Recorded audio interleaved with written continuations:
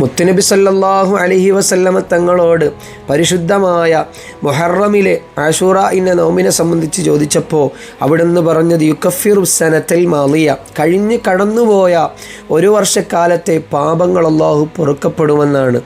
ഈ പരിശുദ്ധമായ ആശൂറയിൻ്റെ നോമ്പിനെക്കുറിച്ച് മഹത്തുക്കൾ പഠിപ്പിക്കുമ്പോൾ പരിശുദ്ധമായ റമളാൻ കഴിഞ്ഞാൽ പിന്നെ അത്രമേൽ സംശുദ്ധമായ നമ്മുടെ ശരീരത്തെ സംസ്കരിക്കാൻ പാകപ്പെടുത്താൻ കഴിയുന്ന വ്രതം, അതായത് നോമ്പ് പരിശുദ്ധമായ മുഹറം മാസത്തിലെ ആശൂറയിൻ്റെ ദിവസമാണ്.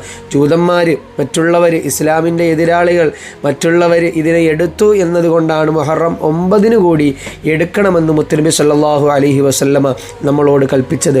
അല്ലാഹു സുബ്ഹാനഹു വ തആല കൃത്യമായി മുത്തുനബിയുടെ പാതയിലായി വ്യതിചലിക്കാതെ കൃത്യമായ രൂപത്തിൽ ചലിക്കാൻ ഗമിക്കാൻ നാഥനായ റബ്ബ് നമുക്കൊക്കെ തൗഫീക്ക് നൽകി അനുഗ്രഹിക്കട്ടെ.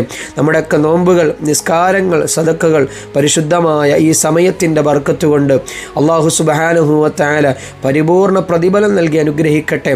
മുഹറം 10 അവിടുന്ന് കുടുംബത്തിന് വിശാലത നൽകിയാൽ, ഭക്ഷണ പദാർത്ഥങ്ങൾ, പാനീയങ്ങൾ ഒരുക്കിയാൽ അല്ലാഹു സുബ്ഹാനഹു വ തആല ആ വർഷത്തിലുടനീളം നമുക്ക് നിഅമത്ത് നൽകുമെന്നാണല്ലോ.